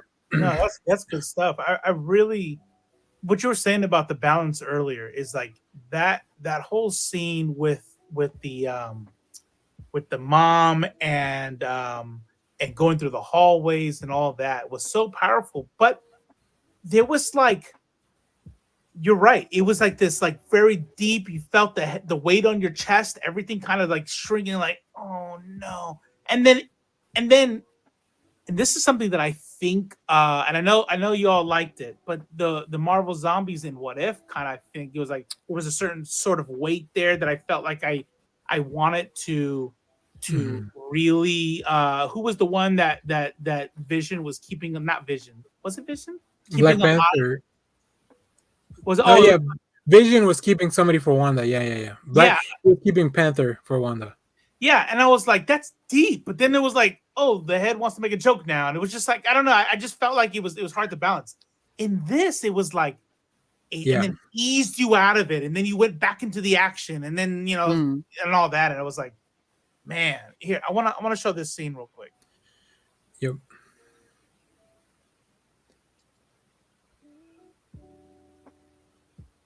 Oh. Oh, yeah, okay.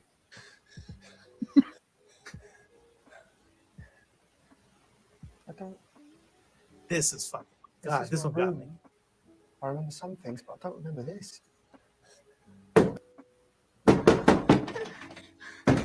Stop on, there's something on.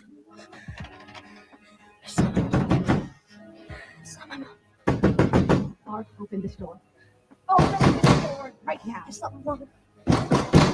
Open this door.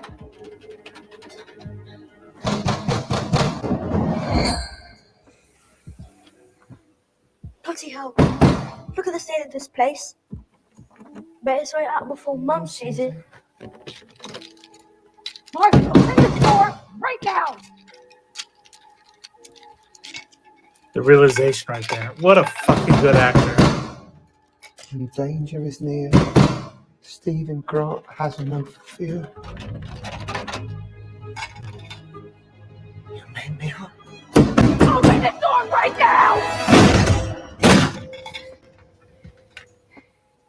You're gonna learn to listen.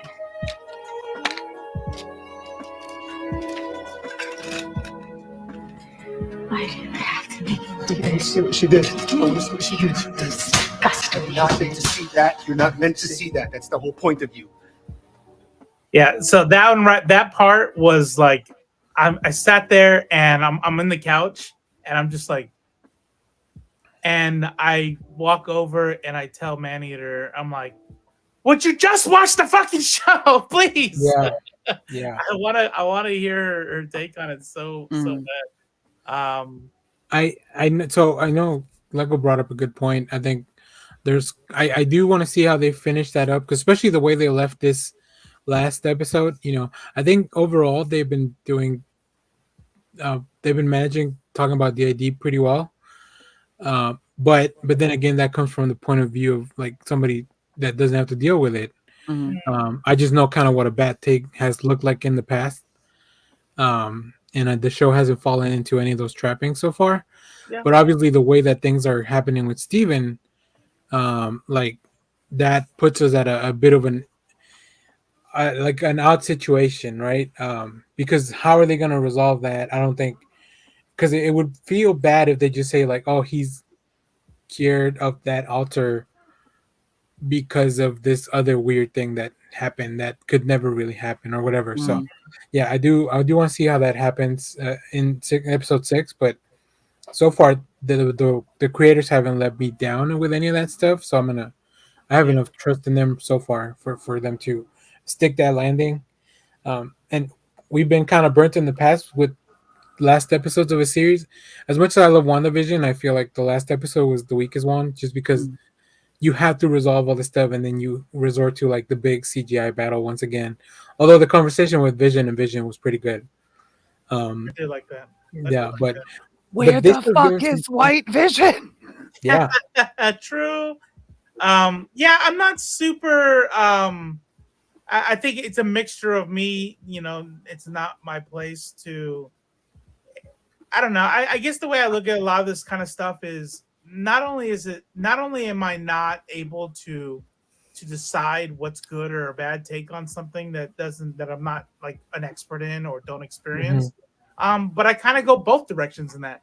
And I know that's not a popular take, but it's like, well, there's plenty of DID people who say they don't have a problem with it. So then there's people who do have a problem with it. So am I only allowed to not like it if it's 100? Like, I'm just kind of like, here, listen, here's the deal, is that I have ADHD, I have anxiety, I have depression, I have PTSD, and I watch movies sometimes that all of those are presented in a goofy kind of way, especially PTSD. When I watch stuff, PTSD, and when it comes from war, if it's a made-for-TV, kind of movie, kind of like, okay, and it's kind of like, but does that mean that somebody else who's super upset about the way that's misrepresented is their feelings invalid? No. Right. Here's what I do know. Right. This is a superhero in an MCU in which Khonshu is utilizing somebody who is broken in this way, in this fashion, and I think they're not going to get it right. They're not going to do it. And what I do know, just from the conversation that I've had with my wife, and she was in the Discord talking about it, is the goal of therapy is to try to get these splintered personalities into one, and so then go forward with that. And then fracturing is a sign of a sort of relapse. That's not something that you want to just accept and no, you need to accept all my personalities, etc. Mm-hmm. So if the MCU doesn't because think about it, like, okay, so what are we really supposed to do with Moon Knight? Either don't show him at all, or show him going through years and years of therapy that ends up, becoming Mark and Mark is whole again? Or do we say, hey, we're gonna use a stylized comic book version of what it means for Steven to disappear? And because he connected at the end, because he finally was able to show that side of him who bared the burden of that abuse, that was their wholeness. That was him and Steven kind of like looking at each other and becoming whole. So what does the MCU do? They stylize it, and he falls off the boat in the afterlife, and he fades away. Does he stay away? Who knows? If somebody were to go, yeah, that's not the way that shit works, and I found that super offensive, I would go, okay, well, talk to me. I would love to listen more. I don't mean to invalidate you, but I would then in my head go, I guarantee I could find 2 other people who would go, no, that was fine. And I'm like, what am I supposed to do at that point? Yeah, I've seen similar discourse with the representation of Stephen's Jewish heritage or Mark's Jewish heritage. I've seen people that are like very content with what the MC is doing, and then there's people that still feel like it's lacking. And I think both make valid points. And me not being Jewish, like I don't really like. I take in the content and I listen to what the people are saying, and that's about all I'm gonna do. I'm not gonna go fight anyone in the comments like, no, they did it right or whatever, or no, they fucked up, whatever, right? So I think it's the same. I do have a theory on why the scales did finally balance. Hold on, sorry, real quick. Yeah, that's not. Yeah, Drums, you had the conversation with Maneater. The idea that splintered personalities that are a result of trauma deserve autonomy when they're a symptom of trauma. Any community that's like no, like any community that looks at those altars, I'm not going to say anything like bad or good or whatever. I'm just going to say plainly in a very subjective sort of way that is counter to what the literature says on how you treat that disorder. And so anyone who kind of accepts that and says, no, I want them all there, I have no desire to integrate, is not conducting treatment in accordance with literature. And if maybe that's better. I don't fucking know. I'm not that.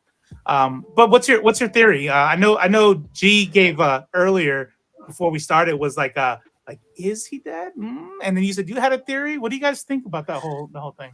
So when we're doing the scales, there's 2 hearts on the scale, right? Mm-hmm. There's Mark and Steven's, and it won't balance until Steven falls out.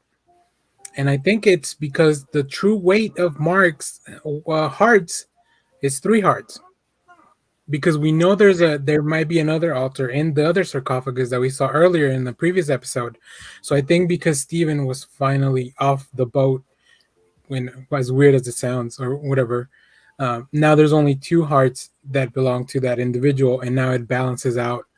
I don't think it has as much to do with the this person being good or bad. I don't think that's what the balances are trying to say, or what the scales are trying to say. So I don't know. That was just my thinking, because I feel like there's been hints at Jake Lockley all sprinkled out throughout the show, specifically in this last issue when he kind of goes up back to the office with Harrow, and he's got his nose is like broken and bandaged up. One of the scenes was definitely Jake. Yeah, and then his accent Oscar Isaacs is so good that it's one barely... of them definitely talked like a New York cabbie. Yes. His accent changes, his demeanor changes. I think we've been seeing Jake. Like, I'm excited to rewatch Moon Knight, because I think we've been seeing Jake the whole time. Yeah, I think so. I think the times we didn't see the fights in episode 1, I don't think that was all Mark. Yep. I think some of that was Jake. So I'm interested to see what they do, but I think that's why the scales balance. Whether you think it's a good way to tell the story or not. But we'll see. I love Tyra. That's my only problem with that, though. So you got the 2 hearts. That means inside Mark, there's shouldn't it still be off balance? There should be 3. There would be Jake's heart. There should be 3 at all times. But in the boat at the moment when Steven falls, there's only 2 again. So then it balances. So I think in the end, yeah. So whatever. I don't know what it's gonna end up happening with Steven, but yeah. Okay. Let me see here. So I don't know. We'll see. I don't have any theories. I don't understand how any of it works, but I don't know. I just don't think that Steven's gone. That's all. Yeah. I hope not. So I'm gonna play this real quick. But I also want to say something that might be not taken very well. But okay. Swinging between a very difficult reality that you are my patient here at Putnam Medical Facility. You're not really a doctor. Is that why you keep starting imaginary fights in our hospital? You're not a doctor. You're not a doctor. Yeah. Think you could tell me about that little boy? Look at his mouth. Yeah. Totally different. Thank you. I feel really great. I mean, they must pay you a lot of money in this place. You're really... Yeah. I feel like $1 million. Never felt so good. I'm going to see myself out. Thank you. Doctor, I don't want to lose the You're going to lose this time. No, hey, listen, Mark. Be gentle with him. Be gentle with him. Listen, I am not going to... Calm down. Yeah, that's Jake. This is the kind of stuff I'm talking about. Like, this is why it's like my favorite. Like, little things like that. I'm like, that's so good. That's so good. Ethan Hawke, before you say your thing, Robo, Ethan Hawke has been fucking amazeballs. Like, I'm so glad that he talked in an interview that the only reason he took the role is because Oscar Isaacs bumped into him and told him about it. And he's like, I want you to do it. And then he's doing it, and it's so good. So Can we just talk about how Oscar Isaac has talked like people into the best shit? Because he also talked Pedro Pascal into taking the role of the Mandalorian. Nice. Thank you, Oscar Isaac. But no, I really, if you want to show another trailer, or clip, so Ethan Hawke is also in this horror movie coming up called The Black Phone. Black Phone. And yeah, like yeah. I am loving his transformation from like 80s, 90s heartthrob into like creepy ass villain. Also, he's in the Northman. He's in the Northman. Yeah. So, dude, Ethan Hawke summer. Let's go. So I'm into it. Quick take. Probably not a long conversation, but on way more than one occasion, the ending, episode 5 ruined it for me. There was so much sadness and empathy for Steven that it was like I couldn't take any joy in what happened. I fucking hated Steven pretty much the whole show. Like, I'm like, fuck this dude. I'm like, fuck this guy. I fucking hate him. Like he's sitting there, everyone's about to die, and like, you know, oh, there's fucking guns out, and there's fucking Steven. No, don't kill anybody. No. That's not what he's for. Yeah, but he's like he's gonna get people killed is the thing. Like, I don't need Steven to be a killer, but he's like actively stopping and causing somebody else to die. I was just like, okay, so like out of here. There's an episode of Buffy where Xander gets split in two, and it splits him into his good attributes and his negative attributes. Right. And like that's kind of how, and like, okay, so alters, like the way I understand DID is like, you know, like you have different parts of your personality. Sometimes you have to be bossy. Sometimes you have to be like, I don't know, kind and understand. Like you played a different code switching almost, but personality switching. But people with DID just like they're just different people. It's not like different strengths. It's different people. Yeah. So like, I don't know. I assume like Steven isn't a person, like a whole person. He is just like one chunk of a person. So he's kind of, I think, missing a lot. And one of those is common fucking sense. Right. Like, because we know in this episode, he's talking to a phone with nothing on it. Like, he's clearly not super aware. Yeah. He's operating, I think, on like 25%. Yeah. No, you're absolutely right. I think there's a good reason. There's a reason why that's like me. This whole thing would be like why I hate Joffrey. You know what I mean? Like, yeah. Well, you're supposed. I think we would find, all of the personalities are lacking something. Like Mark can't sustain a relationship. Right.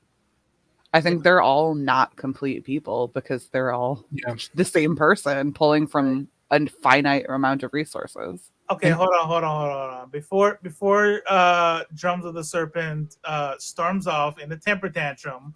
What is happening? How fucking cool was Tower Red? Oh, so good. It worked. Look at that. Okay. Me worrying I'd blow your chest wide open. What's up? Sorry, what? The tropey reveal of the big character has a high-pitched voice. I love every time. Yeah. I like it. So I guess in the scene they were gonna play. And she looks really good. Like the CGI is so well done. Yes. Yeah. The little ears wiggling every time she talks or anything. Yeah. I do like the voice for sure. No one balanced souls. Neither is Oscar Isaac. The rules.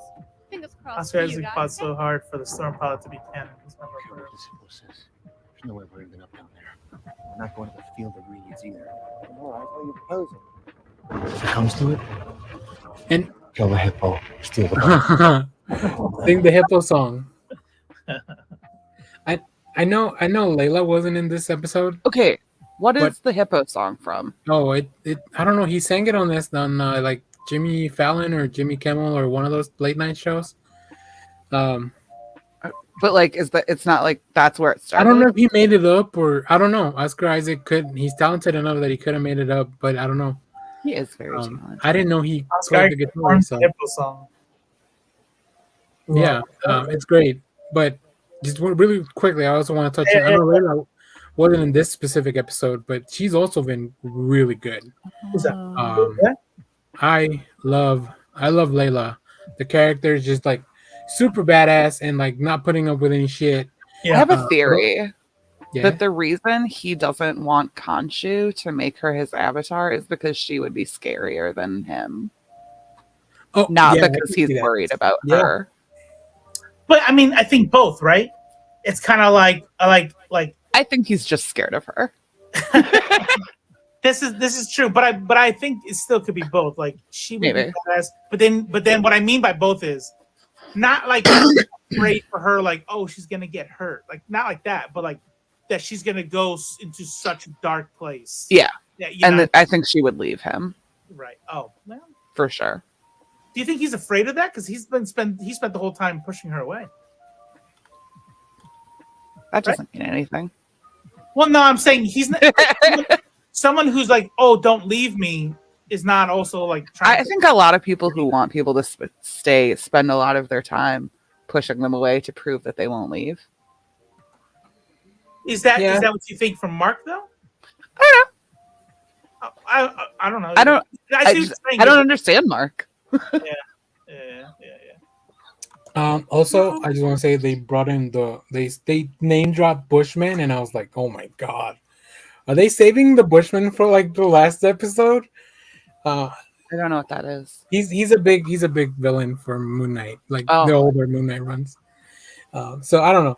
They're giving us so much. They give Layla this little Easter egg of like having a red beetle in her thing, and the red beetle is like it's a villain too from Moon Knight. Like it's another.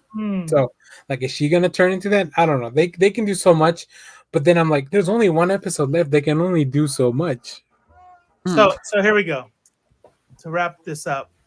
Good night. Whoever was it? Oh, Ainsley. Good night. Oh, Blurred's in the chat. Blurred. Layla is better than Hello, Marlene. Blurred. You're so to wrap this up, here's a question for y'all. Mm-hmm. Predictions. It could be crazy, it could be whatever. You know how the MCU goes. They're gonna throw something out there and they're gonna make you fucking can't wait for the next phase or some shit. What do you think it's gonna be? Because they know we're not in COVID. Everything's going according to schedule now. You have the ending and you have Doctor Strange next week. So I just really need something to start addressing other things, because there's been all these exciting events and then none of them, like, hey, there was a celestial face in the sky. Let's talk about that. Hey, remember that night all the stars moved? Let's talk about that. There's been a lot of really big things and no one's. Where's White Vision? I don't have a prediction of like the end of specifically Moon Knight, but I have. I'm gonna pitch you what I think the after credit scene. Oh, I pressed the wrong thing. I'm sorry. Go ahead. Here's my pitch for the after credit scene for Moon Knight. I don't know how it's gonna. I think in the end, Moon Knight and the gang are gonna free all the. The gods that are trapped in the little rocks, including Khonshu. Yeah, and no, I agreed. Okay, go ahead. Sorry. Yep. But I think in the after credit scene, we're gonna see a bunch of dead Egyptian gods that have been butchered, and that's all just gonna tie in to Thor: Love and Thunder. And I think that's why we didn't. I think that's why we didn't see Gore in the trailer. I don't know that they're gonna show him in Moon Knight, but they're gonna show his handiwork at least. You think I think that's a really Thor solid prediction. an Egyptian god? He kills all gods. He doesn't give. They showed Zeus, right? They showed Zeus in the trailer. Yeah, no, for sure. I thought I was saying okay, but you're saying Gore is gonna be the one killing them. Yeah. Once Moon Knight finally frees them back up or whatever, there's gonna be enough that he's interested on Earth to be like, oh, I'm gonna go kill some of these. Yeah, I think you're 100% right. Yeah, I like it. I also like when they did that. You know what they said about like they're if they show a gun on the wall, they're gonna use it later. That whole like thing. Yeah, when they zoomed out and they showed you just how many gods they had set up in those deals, I was like, yeah, something's gonna happen there. Do you think that Black Panther 2 will have repercussions from Thor: Love and Thunder? Oh man. Maybe. Because like he's like, I mean, a lot, I don't know, the comics have been going into the Orishas a lot, and like that's a big thing for Shuri. Yeah. And they did name drop the Land of the Dead in Moon Knight. Mhm. Yeah. Oh, yeah. Which I got irrationally excited about. Yeah, me too. I was like, ooh, cool. Right? Yeah, me too playing. They also they mentioned Madripoor again in Moon Knight. I'm gonna go grab that screen grab of Blurred saying that I was Danny Spittin, and I'm gonna frame that shit. You wanna here? Let me, that way you can get his. Oh, don't worry, it's on the recording. Oh yeah. Oh, look at that. Go ahead. Yeah, You want to that's screen nice. grab that? You want to clip Everyone it? say hi. Yeah, I'm gonna frame that shit. Thanks, Blurred. Yeah, they work together. Okay. They have some gods in common, I believe. Wait. God is- What run did Moon Knight and Black Panther work together? I've never read that. I would love to read that. Yeah, I have heard. I've seen. I haven't read it, but I do remember. Yeah, dude, I got way too excited when it may be in that Bible you just picked up, Robo. That's what I'm picking up. That's Clip it. Yes, Blurred. Good call. That's gonna be my my business card now. Yeah. Who's that? Or no, that's not what they're gonna. You're gonna like give it business. Like, is that Ernie, the Blur Without Fear, saying you're spitting? Yeah. It actually is. Like, well, that's right. Mr. Danny, come right this way. I didn't realize it. Oh, Conchu and Bast are technically siblings. That's so cool. So Bast is the Panther god. So oh man, that's insane, dude. So she got the look from the family. See, this is the thing. Like these shows, like they get me going. Just like I get so hyped up on it that I always need to go back and rewatch them to make sure. Like, was this really good or was I just really like running high on the right comic book stuff? Blurred, you missed show and tell. So let me just look at that bad boy. Oof. Look at that bad boy. Oof. Sick. Oh man. This is definitely volume 1, that's for sure. If this was this is G's now like channeling the Mummy when the cat comes in and Imhotep just skedaddles. I need to go rewatch the Mummy. I love those movies. Well, the first 2-ish. And the Mummy gave me such a bad panic attack when I was a kid. It was the part with the sarcophagus, and then also all the parts with the Mummy. Yeah. So that's good. It's okay. Brendan Fraser will save us. How did Brandon? What happened that like Brendan Fraser catapulted into like Robot Man? Robot Man. Robot Man. Thank the producers of Doom Patrol. Doom Patrol. Yeah, he kind of came back to work because people wanted to. They saw him do that work, and they're like, "Oh, why are we not working with Brendan Fraser?" And now he's gonna be in Batgirl. Make sure you also catch him in Killers of the Flower Moon. Yeah, which is by the guy who hates Marvel. Yeah, and but no, it's a really good. It's based on a book that is about a very true event. There was a really rich Native American tribe. And because they were rich natives, the U.S. government was like, we need to have white people be in charge of their money because obviously they can't do it themselves. So they gave them conservatorships. And then all these native people who are really wealthy kept dying and leaving their money to like white people really strangely. And like it went on for as long as you would think it went on. Into like kind of modern history. So yeah, like I was gonna say until like maybe like that. 1999. But yeah, he's gonna be in the adaptation of that. So go watch Brendan Fraser and learn something about American history. He didn't just come up, like he didn't just become popular again. He became like there was this like it's the same thing that happened with old dude from Life Will Find a Way guy. You know what I'm talking about. Life. Oh, John. Oh, yeah. Jesus. Ragnarok. Oh. Throw the name in the chat. You guys see us struggling. Yeah, Jeff Goldblum. There you go, Jeff Goldblum. You know, like same thing with him, Tom Hanks, where there's just like these weird, like I'm super likable, and I think it's because they never stopped being popular, but Hollywood thought they did, and like the internet has shown them like when you have an account that's just the same picture of Jeff Goldblum every day that has like 300,000 followers, like, oh, you know, maybe a casting director is like, shit, should we look at Jeff Goldblum again? it's not the fans that leave them; it's the business that doesn't Yeah. put them to work. But the fans they continue to love them. Dude, that's something like I really need Brendan Fraser to know. Like, it was never the fans who stopped wanting him. It was Hollywood that like He knows. blackballed I him. think. Yeah. I think by now he knows. Good. Yeah, he knows. He knows. Anyway, yeah, Russell Crowe and Thor. I'm glad it's like harder for Hollywood to get away with that shit because like people can connect more easily with their fan base. So it's harder for like a Harvey Weinstein to just like be like, oh, she didn't want to fuck me, so now I'll make sure she or he never act again. That's right. The internet's not all bad. It's a lot of bad out there, but sometimes good comes out of it. Sometimes there's a lot of bad out there, but you don't have to be on Twitter. I kind of do. They say about car crashes. I'm just like, that's right. Unfortunately. All right, y'all. I think that is good to go. Danny, you want to talk about what you've been posting and what you guys got going on? Yes. Before we wrap up, I know it would take us too long but I do want to, and I don't want to bring the show down, but Neil Adams passed away today, unfortunately. That's right. So go read some Neil Adams comics. That's all I'm gonna say. Yeah. Just go read some Neil Adams comics. Let's not be sad that he's gone. Yeah, Let's exactly. be happy about Neil the Adams. amazing legacy that he left. That's right. Absolutely. Yep, and what better way to celebrate Neil Adams than coming to watch my stream live on Sunday, where we're going to talk about the Batman. Fuck and yeah. we wouldn't have the Batman that we have today without him and Danny O'Neill.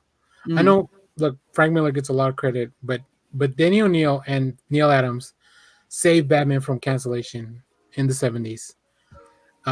So yeah, follow me Next Issue Podcast. We got a bunch of comic reviews all the time. There's a bunch of movie reviews too, because I watched The Northman and Unbearable Weight of Massive Talent. I watched Uncharted, you got Everything Everywhere All the Time? Not yet. I need to go watch that in the theater. I need to watch that in the theater. I can enjoy. Yeah, I need to hear everyone's take on it. I've never seen a movie that had like. There's literally every person I know would enjoy that movie. You know what's gonna be funny? That at the end of the year, that the Multiverse of Madness is not gonna be the best multiverse movie that was made this year. Nope. So, I mean, we'll see. It's still next week. Nope. Have you seen it yet? No, I haven't. Go see it and then tell me that it's not going to be the best. I have a lot of people I trust with movie reviews, and they go insane. So, the LCS, Beth, the LCS dealer, she said that it was really, really good, right? But there was like this weird like tone, like it's really good, and I'm like, okay, like what? Like, but it's really weird. I can't. It is. Yeah. It's I can't. Okay, so I have a list of movies, like a very short list of movies that I think are a perfect 10. The Princess Bride, that is a perfect 10. There's nothing you need to change about it. Yes. But yeah, like I can't even put this movie on that list because like I can't compare it to any of the best movies I've ever seen. Yeah, it is really that unique. That's good. It stands by itself. There's nothing else I can compare it to. Yeah, A24 just puts out bangers. So if it's A24, is absolutely. It's not even A20. It's Daniels. It's that director. Did you see Swiss Army Man? That one's a little too weird for me. Like their brains, I don't think work like a normal human's brain. Did you like directors to begin with? I don't think directors think like normal people because like I think they have to think in a really non-linear way. Mm-hmm. But yeah, like these two, like I don't think you're even thinking on the same plane as everyone else. Have you seen the new slasher with A24? X? Yeah. Yes. We were going. Pretty good. It was between that and the movie Amma, and we went to see because it has Sandra Oh. We went to see Amma, and it's like not bad, but I wish I'd seen that. Yeah, I would say this much. I think A24 has like Pavlov stalked me, and it was definitely a curveball. Mm-hmm. There were still some of those kind of like the A24 vibe and the way that the story was told, but it just really wasn't like it wasn't Don't Think the Witch. Don't think was it Somerset or Midsummer. Midsummer. Yeah. Like Don't Think like that, but still it was really good. I would check that out. I hate. So this actually proves my point with regard to whenever somebody asks me like, "What's your favorite movie? What's your favorite comic?" That's such a. You can't do that. My brain is like this. This is the way my brain works. It's whatever the most recent thing that I really fucking loved. Like that's become my thing. Like, what's your favorite song? And I'm gonna tell you a song that came out like 6 months ago because I have it on repeat right now. You know what I mean? Like that's the thing from my 80s. So like right now, my favorite studio is A24 because you know. Yeah. No, that's fair. It's a good year for original films, and I appreciate that. I love that so much. There's a lot of really, we're getting treated well, and I think it's because follow me here. I have a hot take on movies. Take me with. I think that we're getting better indie movies because of the MCU. Agreed. Yeah. Agreed. Because I think that because they're trying to be woke as fuck, they're giving jobs to directors that normally wouldn't break into cinema because it's dominated by white dudes who mostly care about other white dudes. And like giving a director like Chloe Zhao our Marvel movie, like it's I think we're getting more unique voices in indie filmmaking because the MCU gives a shit about those people. I agree with the take, and I agree with that. No, there's no argument. I think there's another layer too, though. Another perspective. I think that the complaint that who was the dude that was bitching about it? You just mentioned, referred to him earlier. Scorsese. Yes, yeah. So I think that these movies that have come out that have like supposed to be good movies that would have crushed any other time. There's a certain level of storytelling that people want to see. So the MCU has elevated, maybe not cinema or art, but has definitely shown things that comic book lovers have always known, and is the value of a certain type of story. So then if you're like, oh no, I want to tell some stuff that we were going to tell in 2009, people are like, I don't want to see another MCU movie. I really don't, but not me. There's a lot of I think like comedies that aren't doing well anymore because they're churning out like shit that should have come out in the early 2000s, and like that format doesn't work anymore. Yeah, they need something more powerful, more you can't like just put Will Ferrell in the movie. Right. Yeah, and that's why I think A24 and these kind of movies are really taking off, because it's a certain type of storytelling that is captivating, and that's what people want to see. Yep. And now we get to have both, because then every once a quarter we get an MCU movie or a superhero movie, and then in between we get to catch all these really cool things that are not that, because we want to cleanse the palate. I know we were supposed to close, but I feel like horror is making a good. I napped, so I'm ready to go. I think horror is in our lifetime. I want to see a horror movie nominated for an Oscar. Right? Yes. It's not going to be X, but yes. Yeah, I think it's coming. If Toni Collette didn't get an Oscar nom for Hereditary, I mean, Jordan Peele, didn't he get Best Director for a horror movie? Yeah. So technically. Right? Yep. You're right. You're absolutely right. He did. And then dude, and I love seeing black voices in horror, because with Candyman and Antebellum, using horror to I think reach.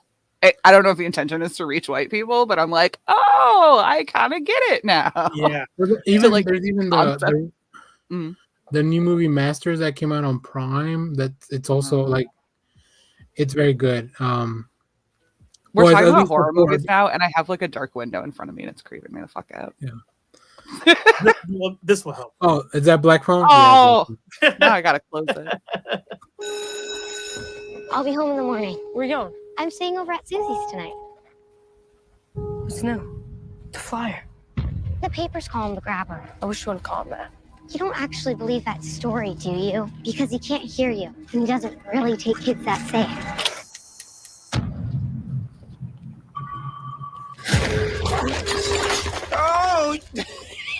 goof. Well, isn't that just peachy keen? You need some help? You see that? Would you hand me my hat? Yes, sir. I am a part-time magician. Are those black balloons in there? Would you like to see a magic trick? I have an announcement to make. One of our students, Finney Blake, was abducted. What if I could help the police find Finney?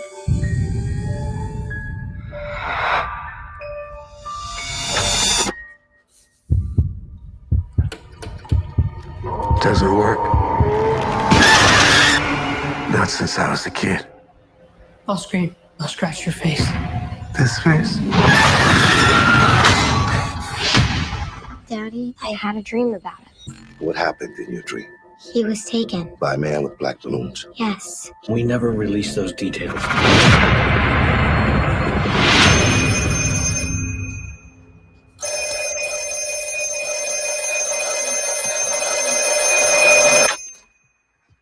Hello?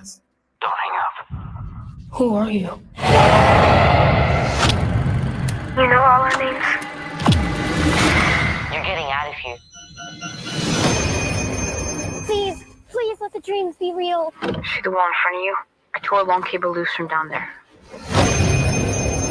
There's a combination lock on the inside of the storm door. What's the combination? I carved it in the wall.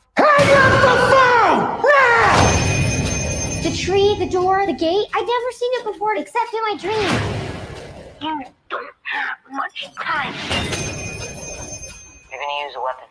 You raise the phone, step back, and swing! Look what you made me do. Please hurry! You remember what I told you? There's someday I have to stand up for myself. Someday is today, Finn.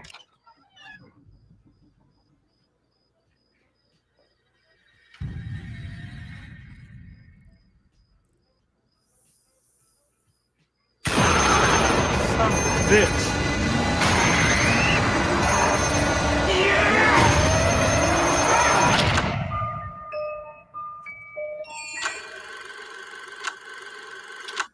Obviously, the date didn't happen. It got pushed back. Nah. Dude, I love Scott my Derrickson. The Exorcism of Emily Rose is one of my favorite horror movies of all time. I've never seen that.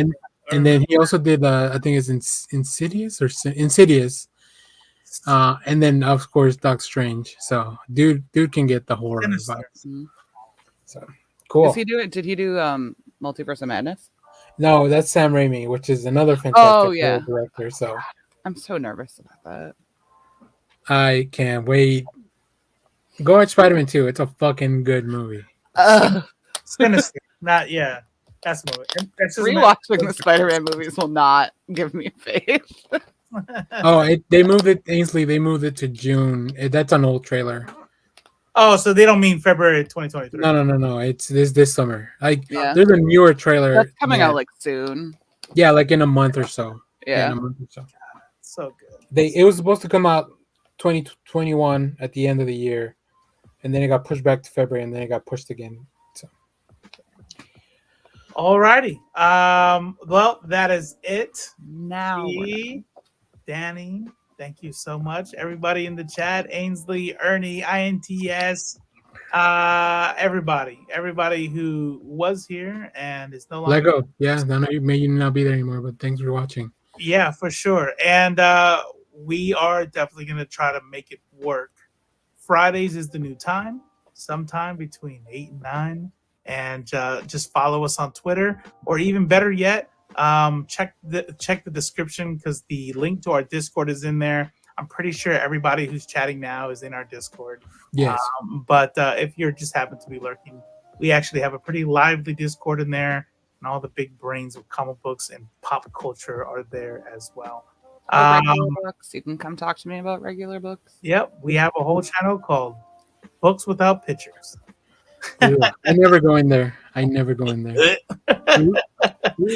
All right, y'all. Take it easy. I love y'all. What's up, friendly neighborhood nerds? If you want to hear interviews from industry pros, get first looks, and have access to endless comic content, wake up. Please wake up. You're in a coma. Your mother misses you.